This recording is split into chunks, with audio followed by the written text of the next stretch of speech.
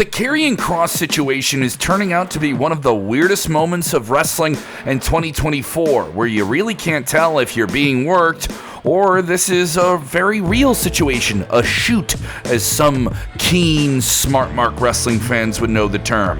If it's a work, if this is all simply a part of an elaborate storyline, then it's the first time WWE has done something like this, or at least done something like this in a long time. But if it's real, then we only know one question. What the heck is going on? For a few of you who may not be aware, the situation is fairly simple. Karrion Kross and Scarlett's contracts with WWE officially expired, and they are no longer contracted WWE talents.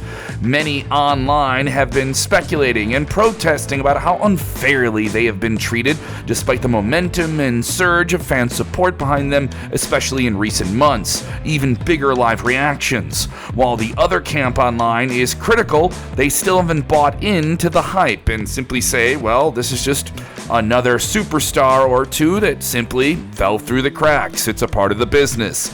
Yeah, it's a very divisive issue amongst wrestling fans right now. So let's take a bit of a deep dive into the very weird situation of Karrion Kross and Scarlett and what it could all be about. Is it a work? Is it a shoot? We'll give you a detailed breakdown. This is Sportskeeda Wrestling. I'm Kevin Kellum. Let us know what you think of the entire situation. Is Karrion Kross or Killer Kross really still with WWE, or is he bound for different and better things outside of it? Let us know in the comments below. Hit the like button, subscribe to Sportskeeda Wrestling for more videos just like this, and dive back into our deep catalog where we break down topics just like this all the time. For a bit of context, Karrion Kross has exploded in popularity in 2025, but it wasn't for one moment that made it all. The buildup of his character has been brewing underneath the surface for quite a while now within the WWE ranks. Most notably, last year, in 2024, we would have even gone so far as to argue that among all of the WWE superstars in last year's 2024 calendar, Karrion Kross low-key had one of the best character developments. On the surface, it was fairly simple. He was the bad guy who knew it was okay to be a bad guy in a ruthless industry and a ruthless game where stepping over another person gets you rewarded, not punished. Yeah, he may not have been a significant figure in storylines, but he was a very key supporting player, driving other characters to conflicts and potential moral dilemmas. But his presence ensured that there was an element of darkness whenever he was on screen, interacting with another player in the game. He repeatedly pressed Xavier Woods to embrace the darker side, and it was only months later that he did just that alongside Kofi Kingston, turning the New Day into villains, into heels. He was always there in the back, closely watching. Even this year, he was in the background for the segment on Raw where Seth Rollins and Sami Zayn had some interaction. He was placed in a subtle, barely noticeable way, somehow dictating the direction of various other characters from the background. It came to a head this year with AJ Styles and Sami Zayn, both of whom he pressed to once again embrace the darkness. Yeah, very Star Wars-esque, if you will. There are elements of Carl Jung's psychology in this character, which states that if one suppresses their shadow side for too long, it eventually takes over. Kross's solution? To acknowledge this shadow, to bring it into your being, rather than pressing it away, and use it for your benefit. If you think about it, this could be the best way to succeed in WWE. Yeah, it's also been proven for a long time that heels will do heelish things and feel it's the right thing to do. Yeah, they don't think they're the villain. They don't. When Kross was asked about implementing the Jungian psychology into his character on Twitter, he acknowledged that it was something that people were finally starting to understand. And the crazy part of all of it is that Karrion Kross was barely wrestling on television around this time. Yes, just making these sporadic appearances, but meaningful ones, getting the most out of his minutes. Yet, come WrestleMania season, a man who was from the Las Vegas area seemingly was getting big reactions, but didn't feel like a primetime player on the big two-night affair. When he was dumped into the Andre the Giant Memorial Battle Royal, which is still a big part of the weekend, but it's on SmackDown, the crowd gave their audible sign of disapproval. Can we do a video about how the Andre the Giant Memorial Battle Royal needs to mean more? Yeah, maybe that's another video. Let us know in the comments. When Kross appeared at WrestleMania to help AJ Styles in a big match, the crowd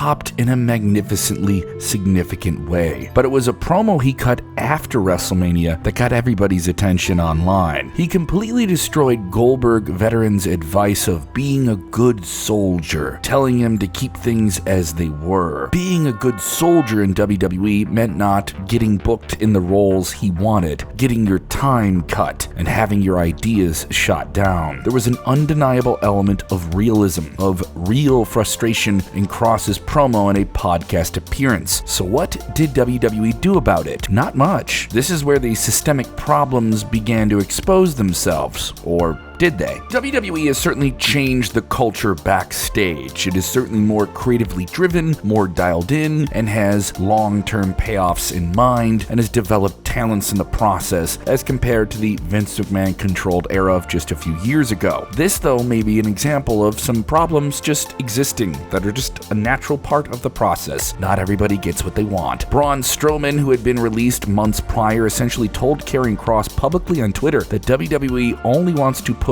nepotism, butt kissers, and their buddies. This was a massive accusation, and we can't explain just how big of a problem it is if it is indeed true. Or is this just, someone who is frustrated sharing their frustration openly now that they're away from the company? On one hand, you can certainly argue that Braun Strowman is frustrated for the right reasons with how his WWE run went recently, but this isn't the first time that such an accusation has been made by a talent after they left the company. Too many who have been in the system of WWE, which is highly competitive and does not give everyone, as we mentioned, what they want. One of the big crimes, as it's been called, is getting over with fans without the company backing you up for getting over on your own. Think Zack Ryder circa 2010. This guy made himself online in his own way, used YouTube and social media before it was a real massive tool used individually by talents to get themselves over, and he wasn't getting a TV push that warranted work that he was doing off camera online that played out in big arenas. Crazy part is that it actually worked, and eventually getting him popularity and getting him more TV time and even a championship in the process. Using YouTube as a platform for promotion may not sound like a mind-blowing thing now, but in 2010 it was still a growing thing, not something just simply synonymous with any device in the world that has a screen. Zack Ryder was the first to really do this as an individualized talent, and it culminated in late 2011 when The Rock, of all people, one of the most popular people on the planet, still then and still now, was in the ring after finishing up his first match in 17 years, only to be met with WWE fans in attendance in New York City chanting for Zack Ryder. It might sound like a fever dream to the more casual fan, even the younger wrestling fan, but historically speaking, there have been issues of wrestling talents who managed to get themselves over organically, connect with the audience without maybe WWE or their executives giving the stamp of approval. Maybe them getting over to that degree at that time is disruptive of other plans that don't involve that specific player. When you watch Karrion Kross's post-WWE exit video on his own YouTube channel, which he has maintained very well, by the way, in all of this, you'll be shocked to see that he was told off by WWE officials, according to him, to even ignore the "We Want Kross" chants, and that he was even told to stop interacting with fans recently when the cameras stopped rolling. Isn't that crazy? Isn't that counterproductive? Imagine being in a position where fans are chanting for you and you're told you can't even really engage with it. Paul Heyman, of all people, went on Ariel Helwani's show just recently and even compared Karrion Kross to Stone Cold Steve Austin, stating that he hadn't seen a talent rise like this since the Texas Rattlesnake. He even warned that the fans would revolt if they didn't get what they wanted with Kross. It was a weird situation because those who stand behind Kross stand firmly and loudly behind him, and with a lot of support and influence within the fan base. But the wider audience has yet to really give him a chance. You don't see the casual crowd within wrestling, which is truly the deciding part of the audience. The know-nothing, always say something part of the wrestling fan base claims Kross lacks an exciting in-ring style and his in-ring work needs some work. Stop it. You don't know what you're talking about. It's a pretty shallow observation given that we don't see him playing a character that warrants having 5-star classic matches. Yeah, even on the way out, he wasn't a character that was built for that. Within WWE NXT and the independent circuit, he had many smashing good bell-to-bell performances. But ask yourself this, how many chances has Karrion Kross actually gotten this year to wrestle a styled match that lends itself to that type of recognition? He hasn't. Sure, he had 3 televised matches against Sami Zayn, 1 against AJ Styles, but apart from that, he was really on the main event, the lowest ranking TV show that WWE has out on a fairly regular basis, not getting a lot of eyes on what he's doing there. WWE didn't even give him a chance to build a consistent enough storyline to deliver, and while we agree his SummerSlam match could have been better, it was strong, it just wasn't outstanding. It doesn't necessarily reflect on all of his overall abilities. He's been a character player, not a complete in-ring performer for WWE and the overall perspective when you look at him. What Kross shines at is his raw authenticity, his ability to be a psychologically strong performer and a wrestler who is physically dangerous in everything he does. This will connect with fans no matter what the circumstances are, no matter where he's performing. That's there. You know he's still a threat in all of this. But let's get to the question at hand. It leads to the biggest question. Is Karrion Kross and Scarlett, who is very talented and an awesome supporting player in all of this, is it a shoot or is it a work? Is it real or is it a part of an elaborate storyline meant to throw us off of where they're going with all of it, if it is indeed a storyline? Obviously, we can't tell for sure, but there are signs pointing to it possibly being a storyline that plays out with WWE. Some information has been withheld backstage to the point where only reports coming out are about people not aware or just unaware as to whether it is real or an elaborate ruse and a storyline, a work. The fact of the matter is that there are contracts that have expired, and that doesn't necessarily mean that there isn't already a handshake agreement or something in place to bring Kross and Scarlett back to the WWE mix. It has a certain WWE Unreal vibe to it. Yes, the recent backstage documentary that WWE is rolling out on Netflix, and it wouldn't be surprising if this is seen as a way to be featured on a later episode at some point. The YouTube video that Kross put out himself afterwards was to express his frustrations, and it could have been merely an extension of this elaborate thing he's been doing, which he did, by the way, for the first time on a WWE podcast in the spring of 2025. Kross has stated before that he doesn't always necessarily believe in the notion that grass is always greener on the other side. Yeah, if Kross is absolutely free from WWE, a hot act like him could be scooped up by another wrestling league like the well-financed All Elite Wrestling, the strong style domain of New Japan Pro Wrestling, or maybe we see him make a return to TNA Wrestling, which has a working partnership with WWE already. No matter what, Killer Kross, if he is a killer again, is indeed a hot property that could be scooped up, even if that's not something he's exactly jumping at. He also said that he would ideally like to finish his wrestling career in WWE, but there's obviously no guarantees of that for him or anyone. Our question is this: if WWE knew that Karrion Kross's contract was indeed expiring, why would they give him a match on their second biggest show of the year less than a week before that contract expired? Why would they be featuring him recently on WWE television, once again in that supporting role, kind of mingling with other bigger names? As a little token of thanks, they sent Kross and Scarlett packing with a loss to Sami Zayn? Yeah, is that something they need to do if he's leaving the company? Is this also why WWE's creative leader, Triple H, trolled fans who chanted "We want Kross" by telling them they got Brock? Or is it an elaborate ruse? Yes, we're using that word again, a ruse to blur the lines between fiction and reality. A tactic that WWE has not been shy of using recently, like Seth Rollins faking an injury only to come out, throw the crutches down from his knee that was never injured, and attack CM Punk and cash in the Money in the Bank. With WWE's Unreal docuseries exposing more and more of the elaborate nature of what goes on behind the curtain to tell these big drawn-out storylines, is this just another way to get us off the scent, get us off the trail they're laying down before we go down that trail? There's further credibility to the theory of this all being some type of backstage work when you base it on the report that multiple independent promoters and bookers aren't exactly sure whether or not they can contact Kross and Scarlett about working independent wrestling shows because they don't know if it's a work or not. At the same time, Kross working select dates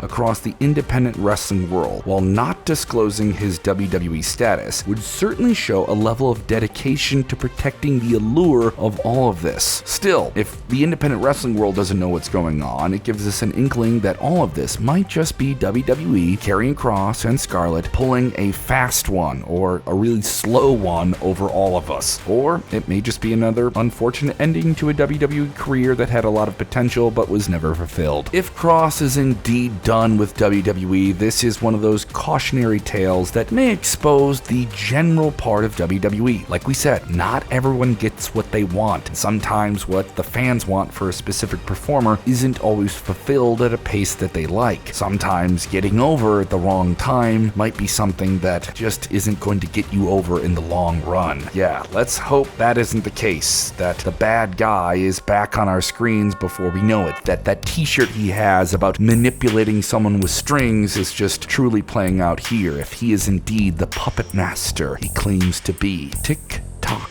Only time will tell till we find the truth. Should Karrion Kross return to WWE, or is WWE going to be okay without him? Is this an elaborate ruse? Would you be invested in the idea of WWE and Kross pulling a big, elaborate, kind of shell game here as to whether or not he's with the company? As always, thank you for watching. Don't forget to like and subscribe Sportskeeda Wrestling. Let us know what you think in the comments below.